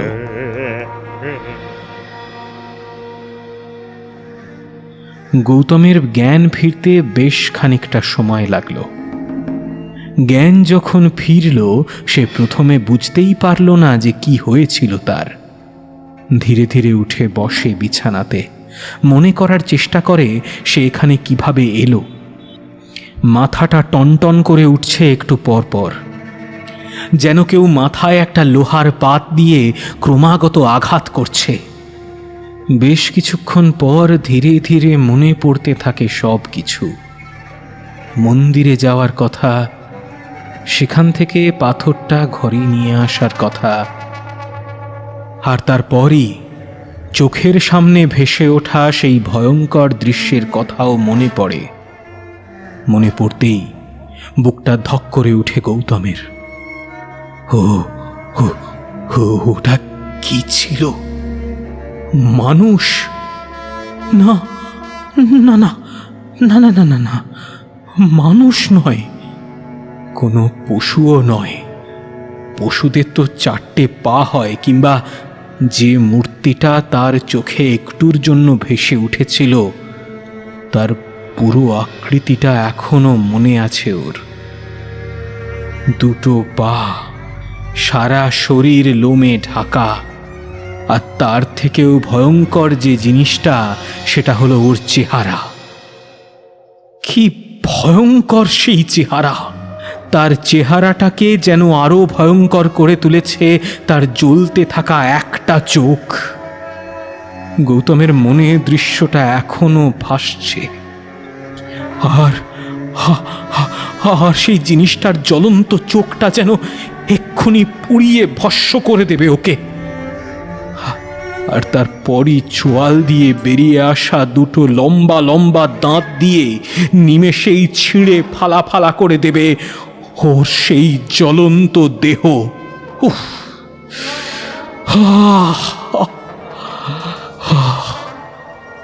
আর ভাবতে পারছে না, আর ভাবতে পারছে না গৌতম। চোখটা বন্ধ হয়ে আসে ওর, আর চোখ বন্ধ করতেই ভেসে ওঠে আর একটা জিনিস, কালো পাথরের গায়ে খোদাই করা লেখাটা, কুন্দল। কুন্দল। তাড়াতাড়ি চোখটা খুলে তাকায় টেবিলটার উপর। পাথরটা এখনো একই জায়গায় পড়ে আছে, আর তার পাশেই পড়ে আছে আর একটা বস্তু। দিনের এমন আলোতেও যেন চকচক করছে জিনিসটা। গৌতম নিজের কাঁপা কাঁপা হাতটা বাড়িয়ে দেয় সেই দিকে। তারপর বস্তুটা হাতে নিয়ে চোখের সামনে আনতেই শরীরের মেরুদণ্ড বেয়ে নেমে যায় একটি ঠান্ডা স্রোত। এই বস্তুটাকে যে এর আগেও দেখেছে একবার কলকাতার এক দোকানে। দোকানটা গয়নার দোকান ছিল। জিনিসটা চিনতে মোটেও ভুল হলো না গৌতমের। জিনিসটা খাঁটি হিরেই বটে। 2 আঙুলে রত্নটা চোখের সামনে ধরতেই চকচক করে ওঠে বস্তুটা। পুরো ঘরটা যেন আরো খানিকটা আলোকিত হয়ে ওঠে, আর সেই আলোতেই পুরো ঘটনাটা চোখের সামনে ভাসতে থাকে গৌতমের।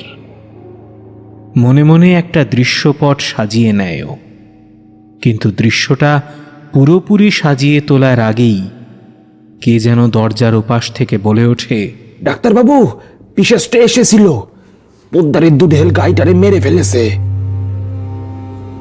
কথাটা গৌতমের কানে আসলেও কোনো কথা বলে না গৌতম। সে জানে এমনই কিছু একটা ঘটবে, কারণ একটা রত্নের বদলে একটি প্রাণ, 2টি রত্নের বদলে 2টি প্রাণ। তার সাথে একটা এসেছে, তাই পিশাচ একটা প্রাণ নিয়ে নিয়েছে। রত্নের বদলে জীবন, আর জীবনের বদলে রত্ন। গৌতমের মুখে একটা হাসি ফুটে ওঠে।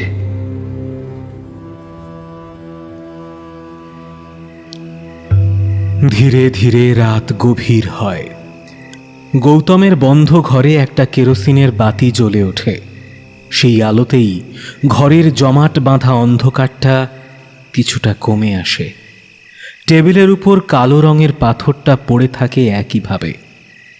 গৌতম বিছানায় বসে এক দৃষ্টিতে তাকিয়ে থাকে পাথরটার দিকে। কিছুক্ষণ কালো পাথরটার দিকে তাকিয়ে থেকে পুরো ঘটনাটা মনের মধ্যে গোছাতে শুরু করে। হয়তো পুরোপুরি ঘটনাটা তার অজানা, তবুও যেটুকু আন্দাজ করা যাচ্ছে তাতে সব রহস্যের সমাধান না হলেও বেশিরভাগ রহস্যের জট খুলে যায় ধীরে ধীরে। চোখটা বুজে আসে গৌতমের। ধীরে ধীরে পুরো ঘটনাটা যেন চোখের সামনে ভেসে ওঠে ওর। চণ্ডী দাস পেশায় একজন কাঠের মিস্ত্রি। হামেশাই তাকে কাজের জন্য বিভিন্ন গ্রামে যেতে হয়। কোনো কোনো দিন কাজ সেরে বাড়িতে ফিরতে বেশ রাতই হয়, কখনো কখনো কাজের জায়গাতেই থেকে যায়। একদিন কাজ সেরে গ্রামের দিকে রওনা দিতে দিতে বেশ রাতই হয়ে গেল চণ্ডীর। অনেক দূরের পথ, জঙ্গলের মাঝখান দিয়েই যে সরু পায়ে হাঁটা রাস্তাটা আছে সে রাস্তা দিয়েই ফিরতে হবে। প্রতিদিনের মতো সেদিনও একলা বাড়ি ফিরছিল সে। একে তো জঙ্গলের পথ, তার উপর রাত। অনেকক্ষণ হাঁটার পরেও যখন চণ্ডী গ্রামের রাস্তায় পৌঁছতে পারল না, তখন বুঝল সে পথ হারিয়েছে। চণ্ডী গ্রামের মানুষ, বেশ সাহসীও বটে, তাই ভয় জিনিসটা মনে ঠিক দানা বাঁধল না। সঙ্গে থাকা হ্যারিকেনের আলোটা খানিক বাড়িয়ে দিল, তারপর খুঁজতে লাগলো সঠিক পথ।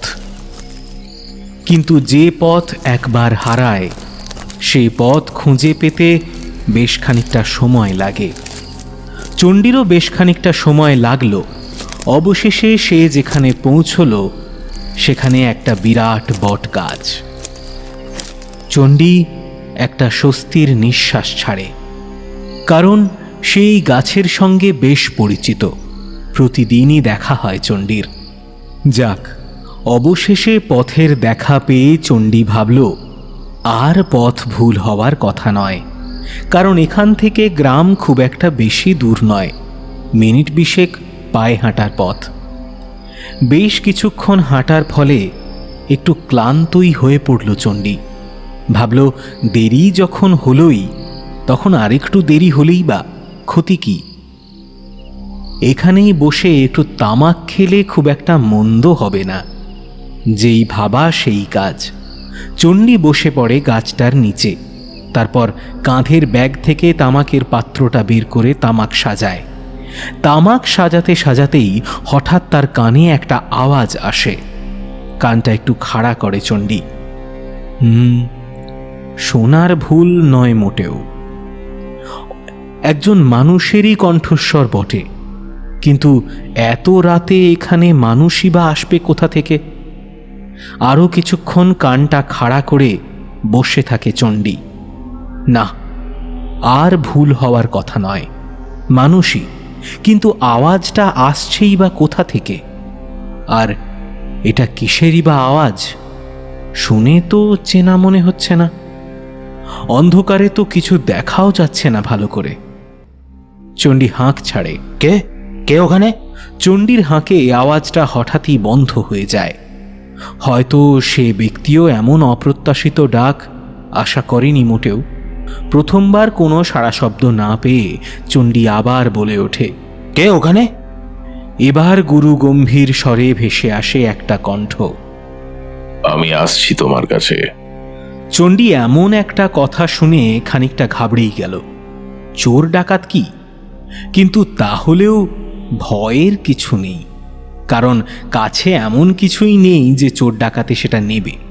থাকার মধ্যে একটা হাতুড়ি, আরও ছোটোখাটো কিছু যন্ত্রপাতি, যেগুলো ওর নিজের কাজে লাগে। কিন্তু ভয় অন্য জায়গাতে। চণ্ডীর কাছে কিছু না পেয়ে যদি তারই কোনো অনিষ্ট করে, তখন কপালে বিন্দু বিন্দু ঘাম জমতে শুরু করে ওর। একটু বাদেই পিছন থেকে আসা একটা পায়ের শব্দে চমকে সেদিকে তাকায় চণ্ডী। আকাশে চাঁদ নেই, হ্যারিকেনের আলো বেশি দূর যায় না, আর সেই কারণেই পথটা ভুল হয়েছিল। অন্ধকারে লোকটার মুখ দেখা গেল না বটে, কিন্তু কণ্ঠস্বর শোনা গেল। লোকটা বলল, তোমার পাশে বসবো একটু? লোকটা গম্ভীর গলায় প্রশ্নটা করল ঠিকই, কিন্তু কোনো উত্তরের অপেক্ষা না করেই বসে পড়ল ওর পাশেই। কিন্তু তখনই একটা অঘটন ঘটল। লোকটা একটু তাড়াহুড়ো করে বসতে গিয়ে কি যেন লেগে চণ্ডীর হ্যারিকেনের কাঁচটা গেল ভেঙে, আর সেই সঙ্গে একটা দমকা হাওয়াতে নিভে গেল হ্যারিকেনটা। লোকটার এমন আচরণে বেশ রাগই হলো চণ্ডীর। একে তো চেনা নেই জানা নেই, হুট করে পাশে এসে বসেছে, তার উপর হ্যারিকেনটাও ভেঙে দিল। চণ্ডী একটু উত্তেজিত হয়েই বলল, আপনি মশাই ভারী আজব মানুষ তো, কাণ্ড জ্ঞান নেই নাকি? লোকটা কিন্তু চণ্ডীর এই কথাতে তেমন কিছুই মনে করল না। না করাটাই স্বাভাবিক, কারণ দোষ তো তারই। লোকটা আবারও সেই গম্ভীর শান্ত কণ্ঠে বলল, রাগ করো না, এত রাতে তুমি এখানে কেন? লোকটার এই কথায় চণ্ডী যেন তেলে বেগুনে চলে গেল। পাশেই চণ্ডীর নিজের গ্রাম, সে এখানে থাকতেই পারে। বরং চণ্ডীরই তো উচিত লোকটাকে প্রশ্ন করা যে সে এখানে এত রাতে কি করছে, আর আওয়াজটাই বা কিসের। তা নয়, সে কিনা তাকে প্রশ্ন করছে সে এখানে কেন। এটা আমার গ্রাম, আমি এখানে থাকতেই পারি। তুমি এখানে কেন? কি করছিলে ওইখানটাই বসে? লোকটা একটু হাসল, তারপর বলল, বুঝেছি, তোমার হারিকেন ভেঙে দিয়েছি বলে তুমি রাগ করছো, তাই তো? আমি তোমাকে তার থেকেও মহামূল্যবান জিনিস দিতে পারি। এই শেষ কথাটা শুনে চণ্ডী কিছুটা শান্ত হলো বটে, কিন্তু সেটা মনে মনে। বাইরে সে একই কর্কশ কণ্ঠে বলল, মহামূল্যবান জিনিস? কি সেটা? প্রশ্নটা শুনে লোকটা তার কাঁধের ঝোলা গোছের ব্যাগটা থেকে একটা জিনিস বের করে ধরল চণ্ডীর চোখের সামনে। চণ্ডী দেখল অন্ধকারেও জিনিসটা কেমন যেন চকচক করছে। চণ্ডী আমতা আমতা করে বলল, কি এটা? হিরে, নিবে তুমি? আমার কাছে এখন বেশি নেই, এই একটাই আছে।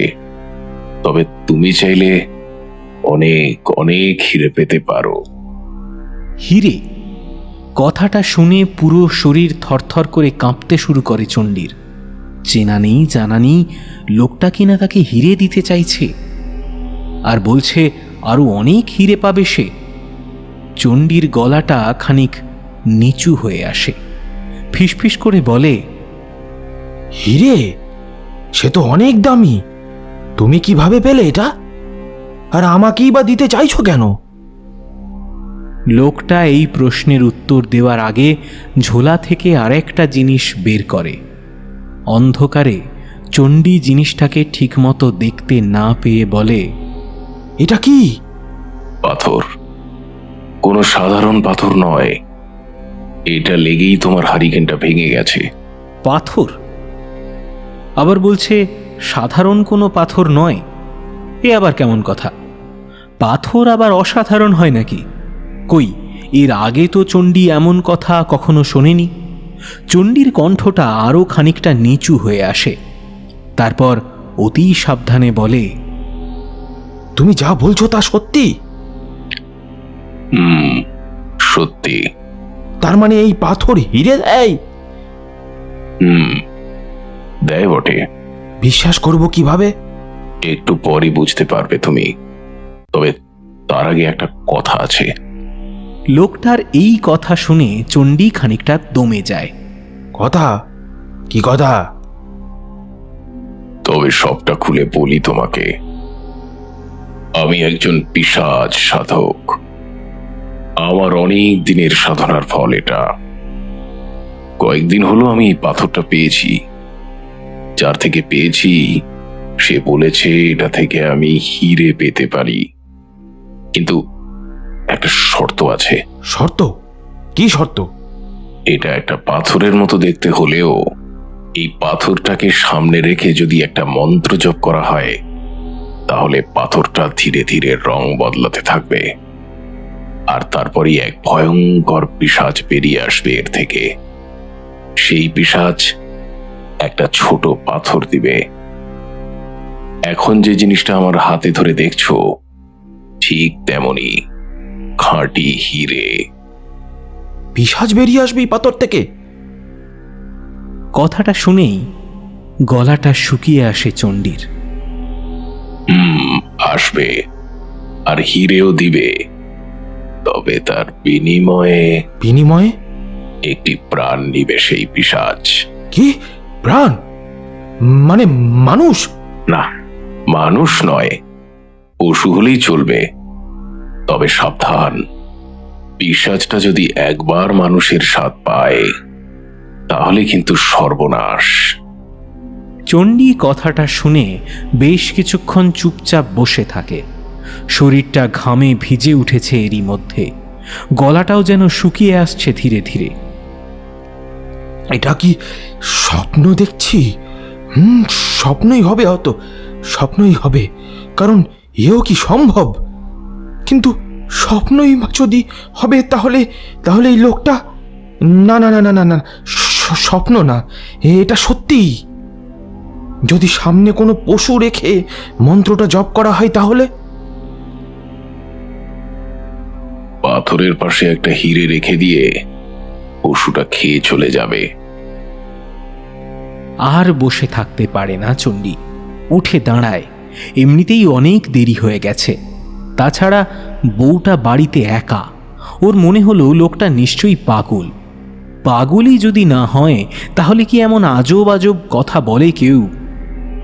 একটা সাধারণ কালো পাথর, সেই পাথরটা নাকি রং বদলাতে পারে, এটা কোনো কথা? এতটুকুও না হয় বিশ্বাস করা যায়, কিন্তু পরে যেসব কথা বলল লোকটা, সেসব, এই লোক নিশ্চয়ই পাগলই হবে। হয়তো পথ ভুল করে চলে এসেছে, আর ওকে একা পেয়ে এইসব মন গড়া কথা বলে যাচ্ছে। কিন্তু তবুও মনটা কেমন যেন খচখচ করে উঠল চণ্ডীর। লোকটার হাতে সে চকচক করতে থাকা ছোট্ট পাথরটা দেখেছে, তবে সেটা যে সত্যিকারের হিরেই, সেটা অবশ্য চণ্ডী জানে না, কারণ এর আগে চণ্ডী কখনো হিরে দেখেনি। আর কোনো কথা না বলে হাতে ভাঙা হারিকেনটা নিয়ে দ্রুত হাঁটতে থাকে চণ্ডী। হারিকেনটা ভেঙেছে ভাঙুক, পরে না হয় নতুন একটা কিনে নেওয়া যাবে। চণ্ডী যখন অনেকটা পথ এগিয়ে গেল, তখন শুনতে পেল লোকটা পেছন থেকে বলল, জানি তুমি আমার কথা বিশ্বাস করছো না।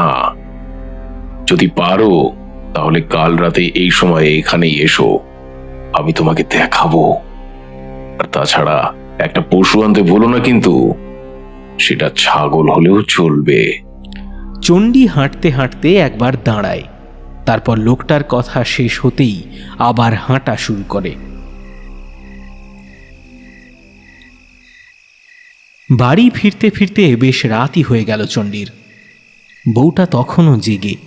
গ্রামের বউ তো, স্বামীকে রেখে একা ঘুমোয় না, তাছাড়া পেটে এখনো কিছু পড়েনি। স্বামীকে ছেড়ে খাওয়া, সে তো পাপ। খেতে খেতে চণ্ডী বউকে পুরো ঘটনা বলল, যদিও সেটা হাসতে হাসতেই। বউয়ের মনটা একটু ভালো করতেই এইসবের আয়োজন, কারণ এত রাতে বাড়ি ফিরলে বউয়েরা একটু মন খারাপ করে। চণ্ডীর বউ গ্রামের মেয়ে, স্বামীর সব কথা শুনে লোভে চোখটা চকচক করে উঠল। বলল, লোকটা পাগল নয় বোধ হয়, আর হলে হবে। শোনো না, ওগো, বলছি কি, তুমি একবার গিয়ে দেখবে নাকি? পাতে হাত ধুতে ধুতে ভ্রু কুঁচকে বউয়ের দিকে তাকায় চণ্ডী।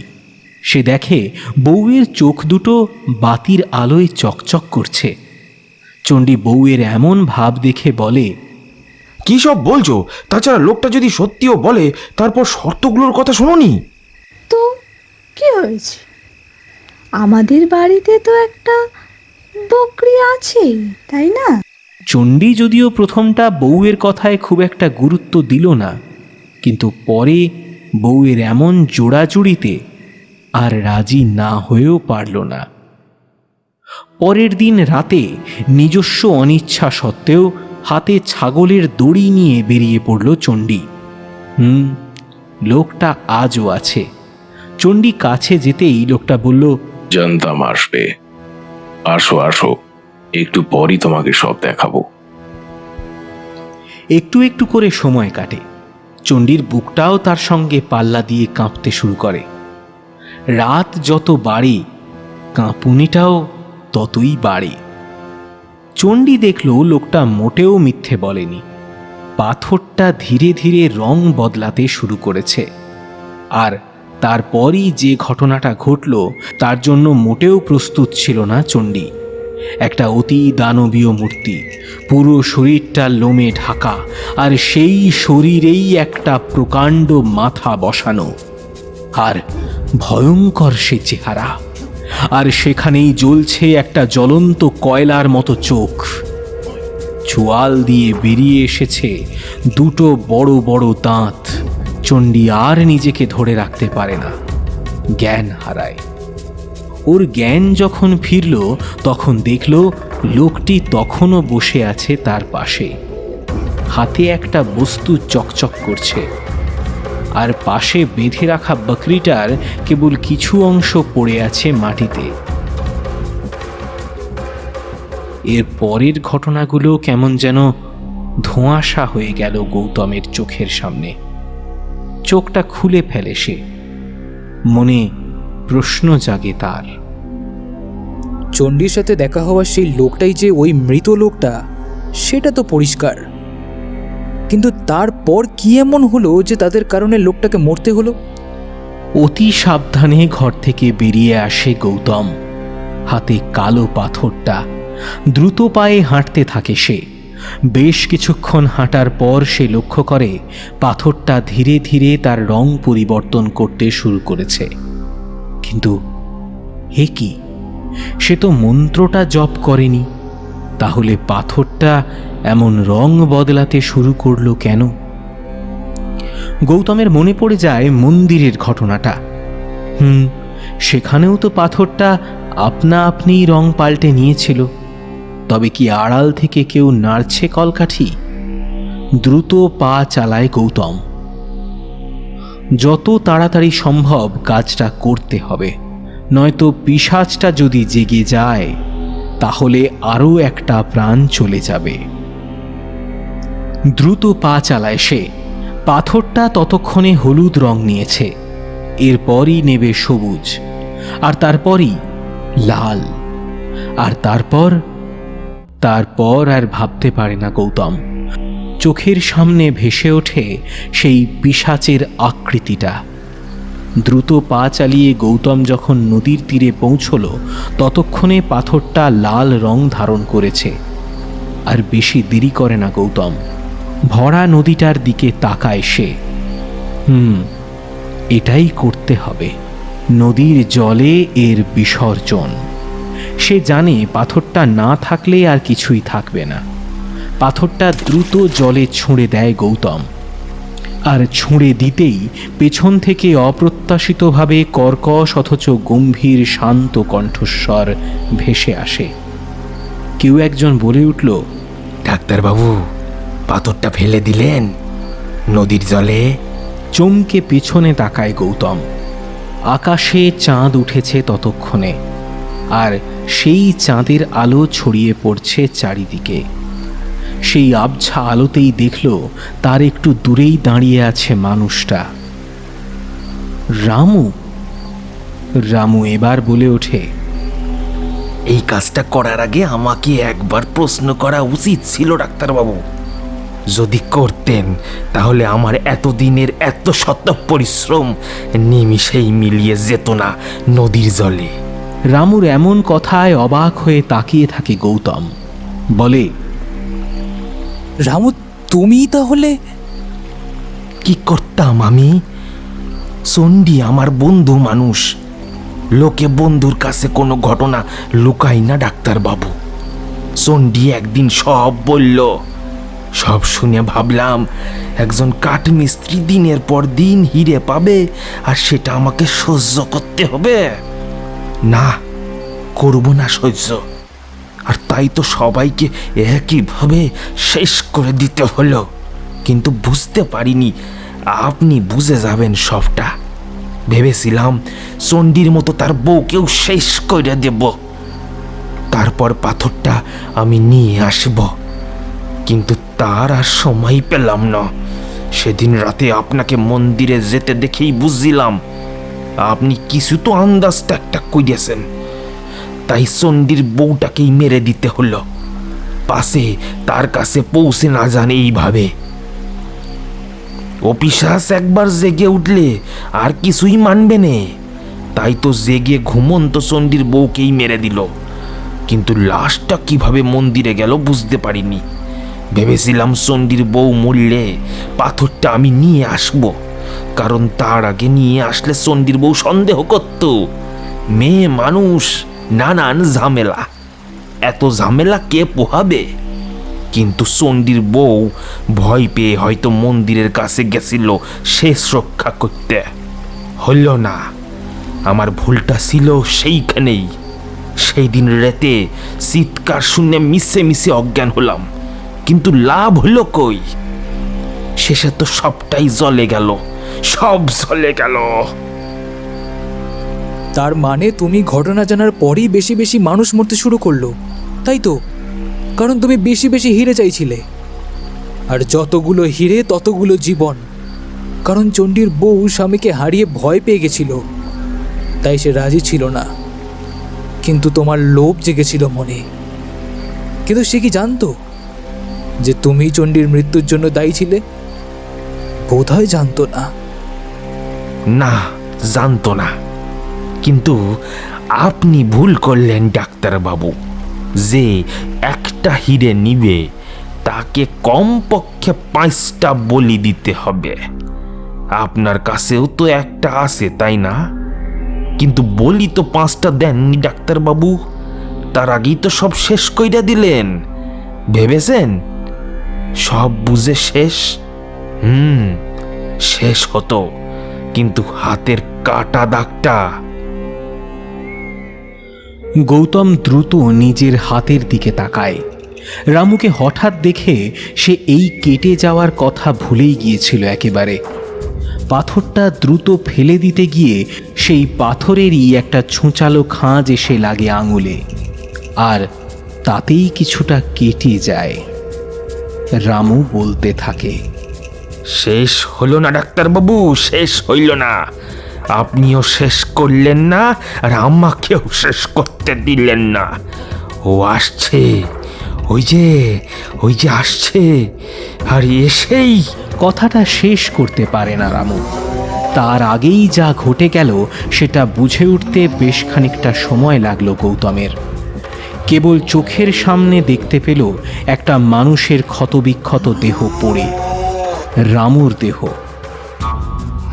রামু কথাটা শেষ করার আগেই বিকট একটা আওয়াজ করে নদীর জল থেকে বেরিয়ে এলো দানবটা, আর এসেই এতটুকুও ক্ষমতা নষ্ট না করে এক নিমেষেই ধারালো নখ দিয়ে ছিন্ন বিচ্ছিন্ন করে দিল ওর পুরো শরীর।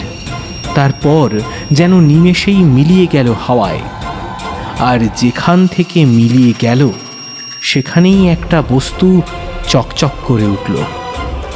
বেশ কিছুক্ষণ পর বস্তুটার দিকে ধীরে ধীরে এগিয়ে গেল গৌতম। কালো পাথরটা নদীর জলে ফেলতে একটু দেরি করে ফেলেছিল গৌতম, কারণ ততক্ষণে কালো পাথরটা ছেয়ে গিয়েছিল লাল রঙে। এতক্ষণ ধরে পুরনো কথাগুলো বসে বসে ভাবছিল গৌতম। সন্ধ্যা হয়ে আসছে, ধীরে ধীরে দিনের আলো ফুরিয়ে চাঁদের অন্ধকার নেমে আসছে, আর সেই সঙ্গে সঙ্গে গৌতমের শরীরের জ্বালাটাও বাড়ছে। রক্তগুলো হয়ে উঠেছে চঞ্চল। দেখতে দেখতে চারিদিক ছেয়ে গেল অন্ধকারে। গৌতম বুঝল শরীরের লোমগুলো ধীরে ধীরে বড় হচ্ছে। একটু পরেই চোয়াল ভেদ করে বেরিয়ে আসবে দুটো কষ দাঁত। দিনের আলোতে যে দেহটা দেখতে সাধারণ মানুষের মতোই ছিল, সেটা বদলে যাবে নিমেষেই, ধারণ করবে একটা ভয়ঙ্কর পিশাচের রূপ। সেদিন একটু সাবধান হলেই হয়তো কালো পাথরের খাঁজটায় হাতটা কাটত না। রামু ঠিকই বলেছিল, শেষ হলো না কিছুই, বরং সেদিন তো সবেমাত্র শুরু হয়েছিল।